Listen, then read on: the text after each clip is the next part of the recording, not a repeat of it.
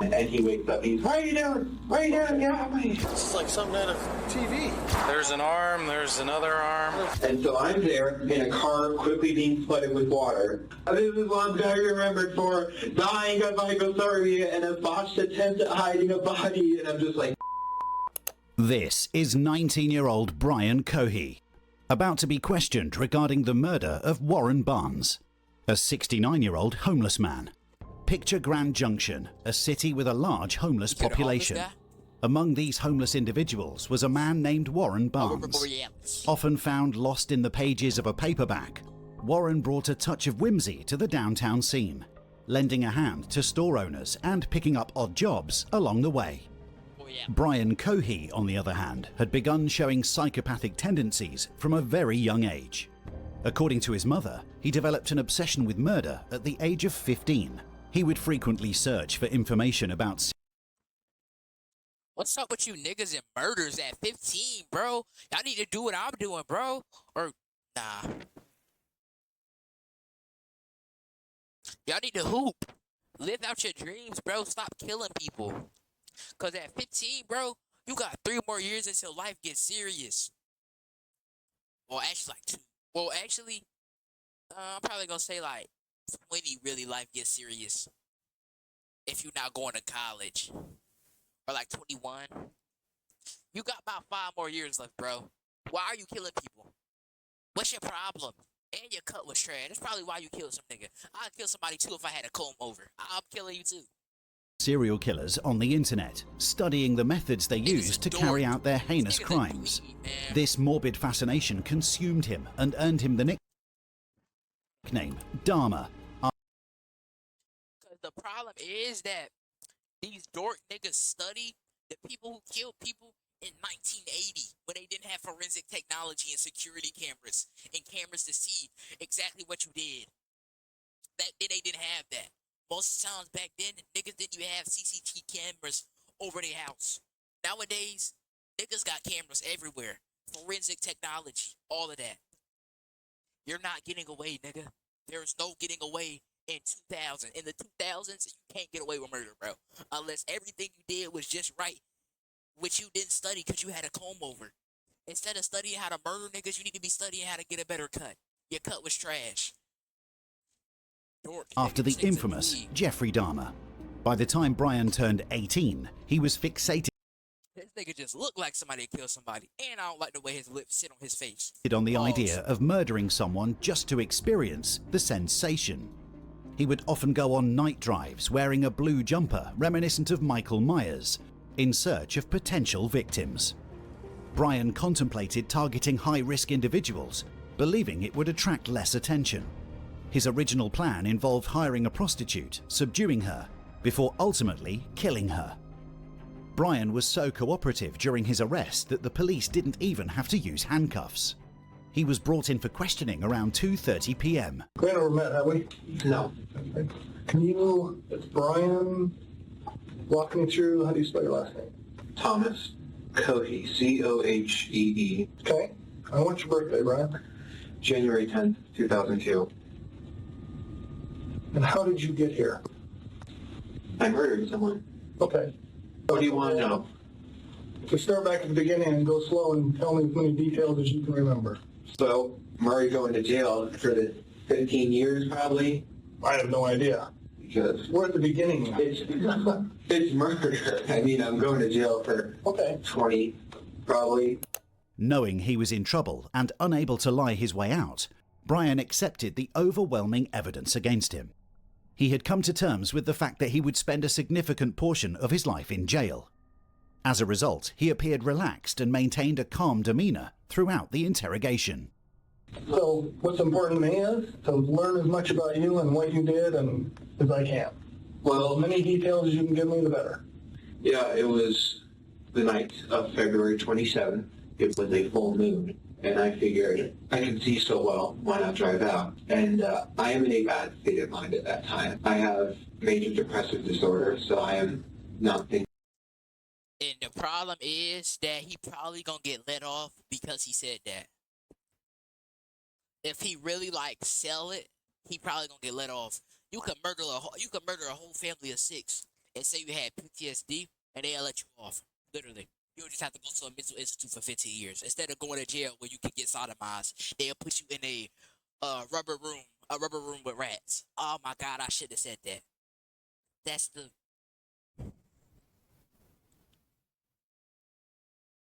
Sorry. Let's keep going. Thinking positively. Okay. On the night of February 27th, 2021, during one of his nocturnal drives to clear his mind and seek out a victim, Brian couldn't find a prostitute in Grand Junction. After cruising around for over an hour, he stumbled upon Warren Barnes, who was sleeping under a tent beneath the bridge near the Messer County Sheriff's Department. And I see a shape here on the railway tracks. You killed the nigga by the sheriff's department? Bro, this nigga's a fucking idiot. I'm like, oh, interesting. So I go up, and as I'm looking, I see a large I'm sorry, I'm so sorry I keep pausing, but it's so much you can say. Why by the police department, bruh?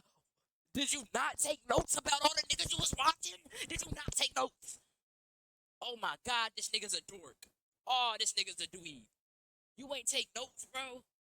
Obviously, you don't kill nobody by the department. Let me spray you, you probably stink.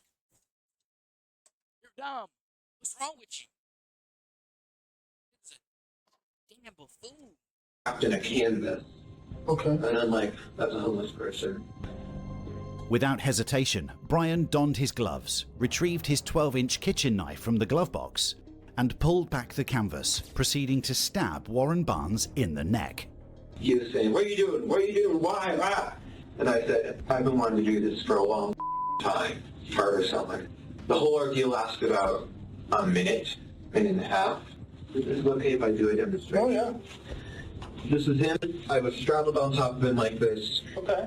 And he couldn't fight back. It was actually surprisingly easy. I was barely breaking a sweat. I thought, oh. Y'all know these be the niggas who be beating y'all in Brawlhalla. These be the niggas with the nerd voices who be beating y'all in Brawlhalla, or beating y'all in Fortnite, or beating y'all. Yeah, some niggas play League of Legends. It be them niggas who be beating you. I'm so serious.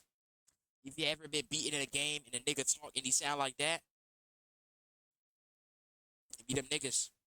When you tell a nigga to go get a job, he's like, I already have one. It be them niggas. It be them niggas. It be them niggas. This guy, he's going to be tough. But no, it was actually surprisingly easy. And during the time I was growling and making animalistic noises. Why were you doing that? I suppose it was a frenzy. Okay.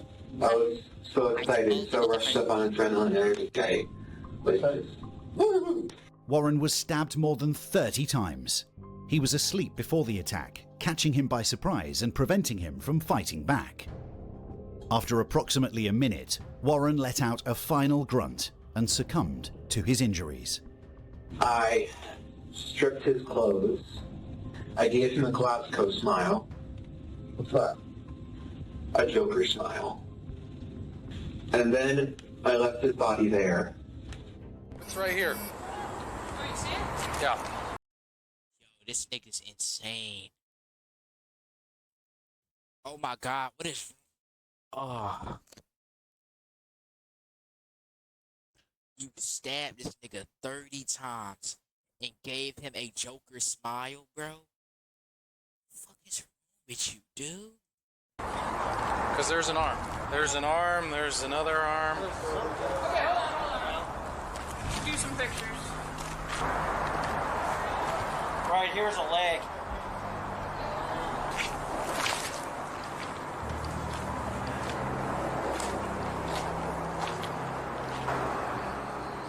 Brian took a few pictures of the corpse but immediately deleted them, recognizing the potential incriminating evidence they represented if he were to be caught.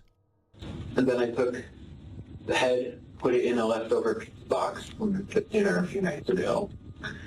And then I took the hands, put them in the back, drove home, hid the hands and head in my room. And then I tried going to sleep, but I was worried that because there was a hole in my gloves right here, I was worried that they would be able to obtain a partial print. So I figured, why not go all the way? I drove back in a different outfit, picked up his body, put it in my trunk, and drove to the Blue Heron drop-off station. The ramp is quite steep, and you need to have four-wheel drive to pull out of it. Okay. And my car didn't. And I open the trunk, I take his body out, I put it in the water, and because I don't want fingerprints on a body, so I just try moving it with my shoes. That works successfully. He goes out some part in the river and floats off. Okay. God knows where he is now. After disposing of the body in the river, Brian attempted to drive his truck out of the area. However, without four-wheel drive, his vehicle became stuck. I tried putting it full throttle. Yeah. That doesn't work. My car didn't have four-wheel drive. Stupid me. And so then I tried putting it in low gear. I'm trying everything at this point. Right. And it still doesn't come out. And then it slides into the river. Oh, My car slides into the river, me inside. It is the middle of February, it's cold. at night, Yeah. in the river that's almost freezing. I almost died. So I'm able to climb out. I don't see the body, so I assumed it's traveled a bit. Okay. And I come up, and I'm sitting there. I need to act fast or else I'll die of hypothermia. I'm panicking a bit at this point. I'm going to be like, this is what I'm going to be remembered for, dying of hypothermia and a botched attempt at hiding a body. And I'm just like... Brian immediately called his parents to inform them of the car's submersion and his drenched state. So what I say is, I feel like I need to get out. I often do. I feel like I need to get out in my thoughts. Have you ever felt that? Absolutely. So I say that I drive down to the Blue Heron Point and just park and just turn off the car and think. Okay. And I tell them that I'm stupid and I park too low and that my car slides in the river. Okay. Did they believe it? Yes. Okay. And then the police came. I didn't do a breathalyzer test because I wasn't drinking. Was it the police or the sheriff that It came? was the police. Okay. All right. He's right there if you want to talk to him. There's no fucking... You trying to hide a body in a river. I don't like the way this frame froze. Let's fix it. Hi. Yeah, this nigga look like a different human with like... This nigga got a hunchback. Anyway, imagine you try to hide a body in a river. You park the...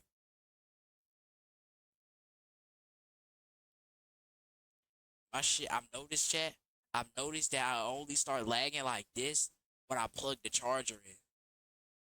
This is the only time I start lagging. Like, I don't lag before this. Like, if you've seen the previous video, watch it, by the way. It's on my story. If you've seen it, you probably, like, I wasn't lagging at all. But, like, look, the moment I unplug it, it's going to stop lagging. Unplug. See? Hi. See? I done figured out the method.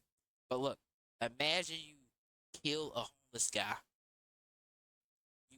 I can't even say it no more. It won't even hit the same as if I was right there saying it. Like, that just ruined my life.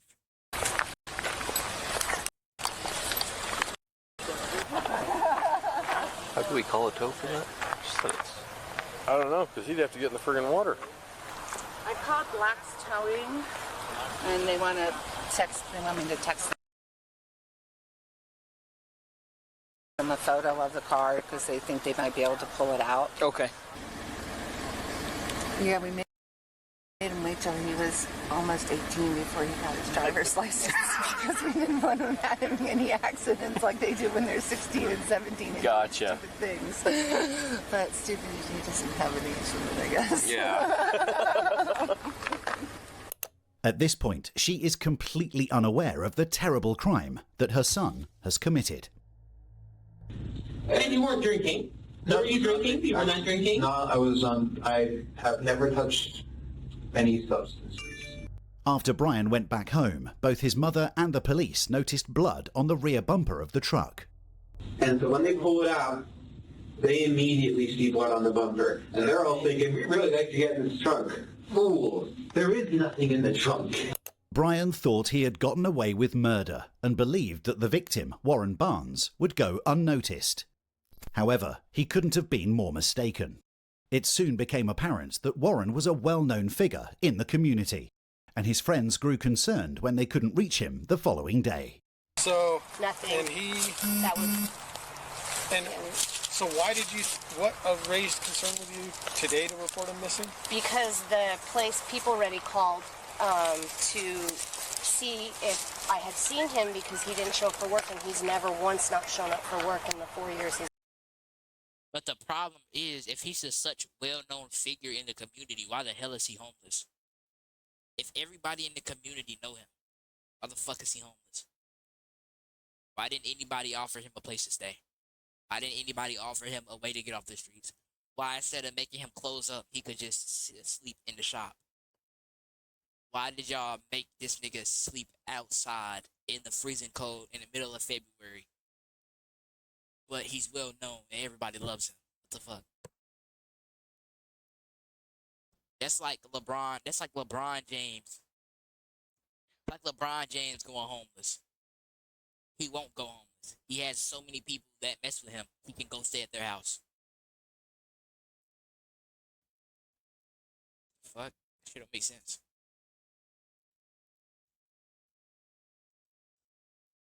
He's been working for them. So I said no, and that I hadn't seen him since Saturday. My boss's name is April Walker. She's actually the manager of the store. And she asked me today, did you see Warren today? And I kind of thought about it, and I was like, actually, no. And she was like, well, I just saw this on Facebook. He's been missing since Saturday. And I'm like, oh, my God. Like, he just seems like he's family to us, you know, because we talk to him every morning, and a lot of homeless people come in there, and I just feel comfortable having him there. Meanwhile, the police pulled the car out of the river and noticed more blood on the door handle, as well as the bloody gloves on the passenger seat. Brian had forgot to throw the gloves away. They were still curious about the blood. I said, I don't know where the blood came from. They didn't know what to believe this day because it's blood, it's sticky, it's sinewy, but I can't name a source. So they were just a tiny bit curious. While all this was happening, Brian's mother called the Messer County Police Department to report finding a plastic bag with possible human remains in her son's closet. Brian had a morbid interest in forensics and knew that Warren's head would start to smell after a few days. 3 days, the body starts to stink. No, 3 hours, rigor mortis sets in, the body stiffens. 3 days, the body starts to stink because of decomposition. 3 weeks, the body is starting to seriously decompose. Right, great. 3 months, the body is unrecognizable. 3 years, it turns into a skeleton. You talked about you were just kind of in a bad state that night. It was, yes. Okay. Why were you in a bad state? During the interrogation, Brian talked about his mental health struggles and thoughts of He mentioned being diagnosed with schizophrenia and experiencing hallucinations where he believed people were staring at him through the window and eyes were watching him from the walls. I was watching a video when all of a sudden I start going into that type of thoughts. I get the feeling, I know that it isn't, but I get the feeling that there are eyes on the walls watching me, eyes on the furniture. And I cover myself up. I'm like, oh God, eyes. And I'm worried if I stick anything out from the bed, blades will come up and chop it off. My whole body was shaking, not like out of fear, it was like... The combination of his mental health challenges and fascination with murder may have distorted his perception of reality, making it difficult for him to distinguish between his delusions and what was actually happening. Schizophrenia is sometimes used by murderers as a defense, claiming they weren't in the right state of mind. However, research shows that people with schizophrenia are not more prone to violent crimes than the general population. In Brian's case, he was sober during the murder, so this negates the idea of schizophrenia being the reason behind the murder. I don't have any hallucinations. Okay. I had delusions, I guess. Okay. Like, years ago, I thought that's what people staring at me. Okay. Like, I felt people watching me from every window. The birds were looking at me, watching me for a purpose. That was a delusion, I suppose. Right. For a while, I was willing to do anything, good or bad. That was years ago in school. I was willing to do anything, whether it be good or bad, just to gain notoriety, fame, influence. I'm very curious. How do you feel about all this now?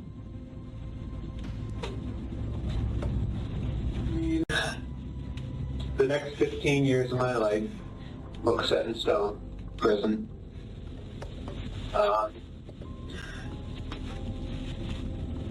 If I go back tonight, probably wouldn't have done it. Knowing that, knowing what it felt like, knowing how this will all turn out, I wouldn't have done it. Although he claims he wouldn't repeat his actions if given the chance, Brian demonstrates a disturbing lack of remorse or regret for taking a life. His disappointment stems not from the act of murder itself, but rather from his expectations of it. I thought it would be the best feeling in the world. Okay. And you said you didn't feel much of anything. Excitement. Oh, that's right. Okay. But other than that, no. This lack of satisfaction reveals a disturbing disconnection from the human experience and a disregard for the value of life. It highlights the profound extent of his psychopathy, where empathy and remorse seem to have vanished. Brian was charged with the first-degree murder of Warren Barnes, among other charges, and his trial took place on January 17, 2022. During the trial, he pleaded not guilty by reason of insanity. He had an upside-down cross on it behind his ear. That should tell you enough, honestly. Claiming that he was not in the right state of mind at the time of the murder and therefore should be deemed innocent. However, after undergoing several psychiatric evaluations, Brian was deemed mentally fit to stand trial. Throughout the trial, Brian displayed a disturbing lack of remorse, often seen smiling and laughing. Watching your mother cry and not showing any emotion says a lot about someone's personality. After a 2-week trial and 2 days of deliberation, Brian Cohey was found guilty for the murder of Warren Barnes and was sentenced to life in prison without the possibility of parole. I love that. I love that. I love they sending this nigga to life in prison, no parole. This nigga shouldn't be out in the streets. Throw this nigga in jail and lock away, okay? Hey, you got this far in the video, follow my Twitch, KKydell on Twitch. Follow me. Road to 100 on Twitch. And I'm probably gonna go on YouTube with another true crime video or something like that. So yeah, lay up, boys. It's crazy, bro. We just streamed for 2 hours, bro. That shit been on for like 20 minutes, bro. I ain't gonna lie. Let me see. Did we actually stream for 2 hours? No. Road to 100. We 11 away. we 11 away. That's crazy. Really going up. Ain't gonna lie. We really going up. We really going up. Bro, I'm trying to see how long we've been streaming. I can turn it.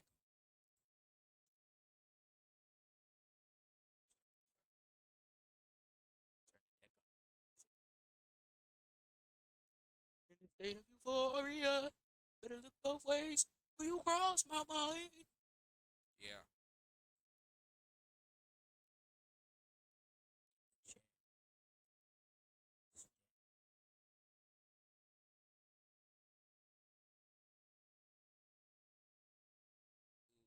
Yeah. 32 hours? Holy shit. I said 32. Dumb. Anyway, y'all boys, much love. Grow up forever paid, bro. Road to 100. If you're watching this, sub to my Twitch. Sub. Not sub, nigga. Follow me. Follow the Twitch. Road to 100. Follow the Twitch. We're at 89. We could get to 100 in a week. Follow me. What are you doing? What am I doing? What are you doing for not following me? You're watching me. You obviously enjoy it. If you didn't enjoy it, you wouldn't be watching me. If this goes on TikTok, I obviously caught your attention because you're still watching the clip. If this goes in the YouTube video, you obviously like it because you're still